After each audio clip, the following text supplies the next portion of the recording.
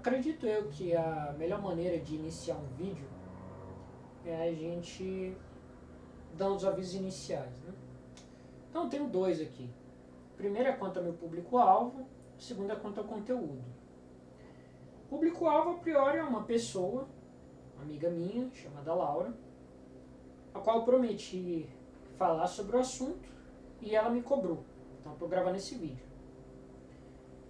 Como ela está começando, ela pediu uma ideia geral sobre a área, o público então seria de iniciantes.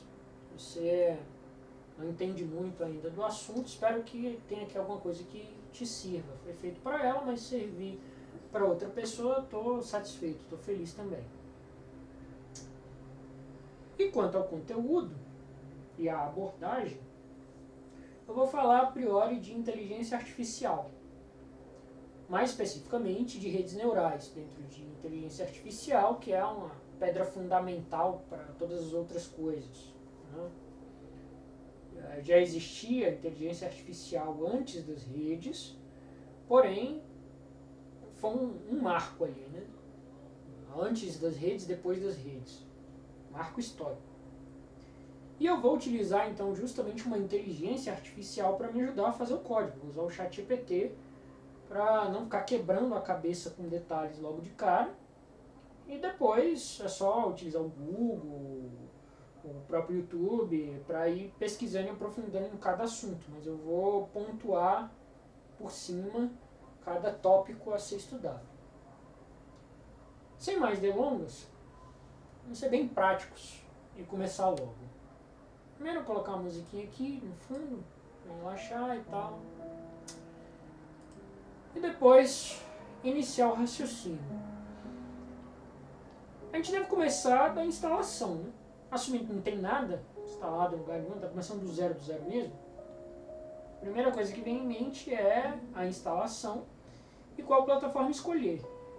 Se já não estiver no Linux, eu recomendo migrar para lá. A questão é que a instalação de qualquer coisa no Windows é muito mais complicada quando se trata de assuntos sérios. Eu vou dar uma ilustrada rápida no assunto, utilizando, por exemplo, a questão da modelagem 3D. Vamos supor que nós somos designers e queremos fazer modelagem 3D. Então não tem nenhum programa de modelagem aqui. E como seria em cada uma das plataformas?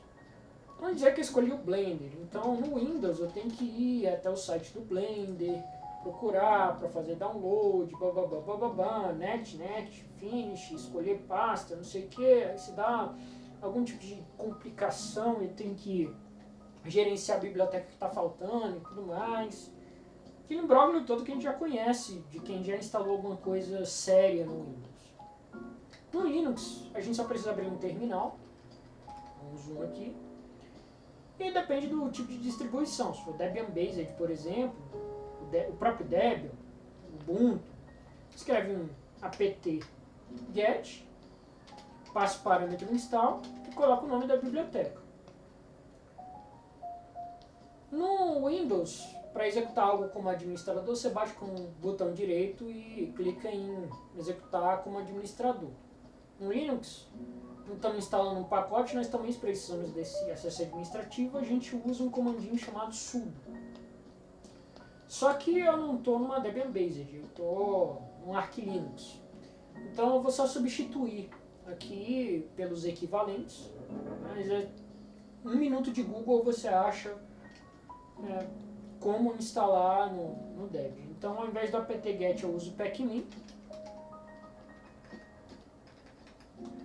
Ao invés do install eu uso o parâmetro "-s". E a biblioteca é essa mesmo. Ele pede a senha.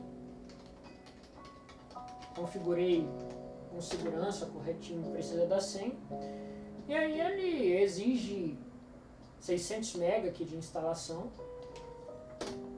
Só que os repositórios são configurados para fazer instalações rápidas. Então já acabou, já instalou. Você vê aqui, o Blender já está aqui onde não estava. Não vou abrir porque foge do escopo, mas é tão simples quanto isso. Então, como seria a nossa aventura, por assim dizer, aqui no Python? Eu teria que instalar o PyCharm. no caso é PyCharm. Aqui na minha distro é Community Edition. É só procurar o equivalente na Debian Basic, se você escolher um Ubuntu, por exemplo. Eu prefiro um Arch Linux com LXQT porque é mais levinho, é tudo muito mais rápido. Eu gosto. Esse computadorzinho que eu estou usando é fraco, eu gosto de seguir esse caminho. Mas fique à vontade para escolher o seu. Ele não pede a senha novamente, porque eu já digitei recentemente. E como se trata de uma reinstalação, eu não vou instalar. Mas esse 1.5 GB aqui ele devora rapidinho. Então vamos fingir que a gente já instalou. Se não tivesse a versão instalada do Python, ele procuraria. Mas como eu já tenho a 3.12 aqui, ele não vai fazer isso. E para ilustrar como é que essa questão de ter ou não que procurar bibliotecas para o Windows, eu vou mostrar um outro exemplo. Às vezes no Windows a gente precisa de uma certa biblioteca de C para instalar algumas coisas e fazer algumas compilações. Você vai fazer um programa em C, C++, por exemplo, você precisa de um certo NinjaW para conseguir compilar, fazer seu Hello World em C, C++. Ele é uma versão reduzida do GCC. Praticamente uma gambiarra em cima do GCC. O GCC é a versão expandida nisso no Linux e vem nativo. Todo Linux tem o GCC. Então, no que você instala no Linux, você já instalou o GCC. Você já consegue compilar alguma coisa em C. É para ilustrar. Por isso, eu recomendo e friso tanto essa questão da migração. Então, vamos abrir o PyCharm aqui. Eu vou pegar um novo projeto e deixar ele por padrão. E se eu vier então no meu gerenciador de arquivos, o PCman, eu tenho aqui PyCharm Projects, Python Project, que foi o padrão que eu criei, já tinha um outro aqui, mas ignora, e que está vazio, então eu deveria criar um arquivo para testar. Mas antes, eu vou aproveitar que eu estou com o prompt aberto aqui no Home, e vou criar um arquivo aqui para testar o Python em separado, depois a gente testa o PyCharm. Então, vou pegar um editorzinho vagabundo, desculpa a palavra, mas o nano não é nenhum canivete suíço, e vou começar, né? Print, hello, world, salva, e em seguida eu vou chamar o Python passando main.py para ele. Hello World. Isso criou esse arquivozinho aqui que não existia antes. E agora eu vou entrar na minha pasta PyCharm Projects Python Project e colocar esse arquivo aqui dentro. Fazer o mesmo teste agora para ver se o PyCharm funciona. Ele não está aqui. Aí se eu colar ele aqui, o PyCharm já detectou. Então eu posso pedir para abrir o arquivo e executar. Voilá, Hello World. Então tanto meu Python quanto meu PyCharm está funcionando. E agora a gente já pode começar a adentrar nas coisas do próprio conjunto MNIST, que vai ser o nosso Hello World só que de redes neurais. Né? Eu já fiz algumas perguntas para ele, então se eu só perguntar sobre o MNIST, ele já vai me trazer algumas informações relevantes sobre o mesmo. Eu vou fazer para esse primeiro vídeo uma pergunta sobre isso para ele e a gente para aqui e continua no próximo. Antes, um breve aviso, eu gosto de utilizar o ChatGPT em inglês, fazer as perguntas em inglês. Ocorre que todo mundo faz perguntas tanto no seu idioma nativo quanto em inglês. O brasileiro faz em português e em inglês, o japonês faz em japonês e inglês, o norte-americano faz já direto em inglês. Então, a gente acaba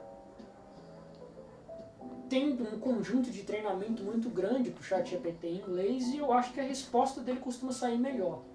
Então, vou fazer a seguinte pergunta para ele. O que é o conjunto MNIST? qual é sua relação com redes neurais?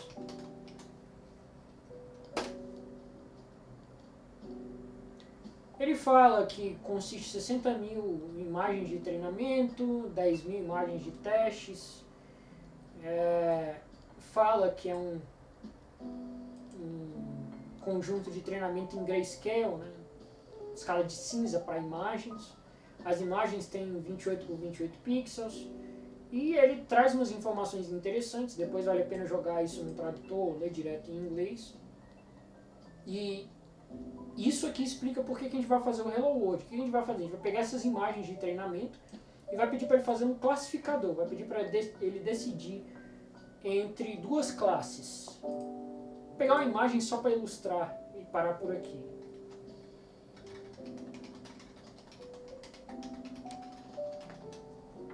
O que é um classificador de redes neurais?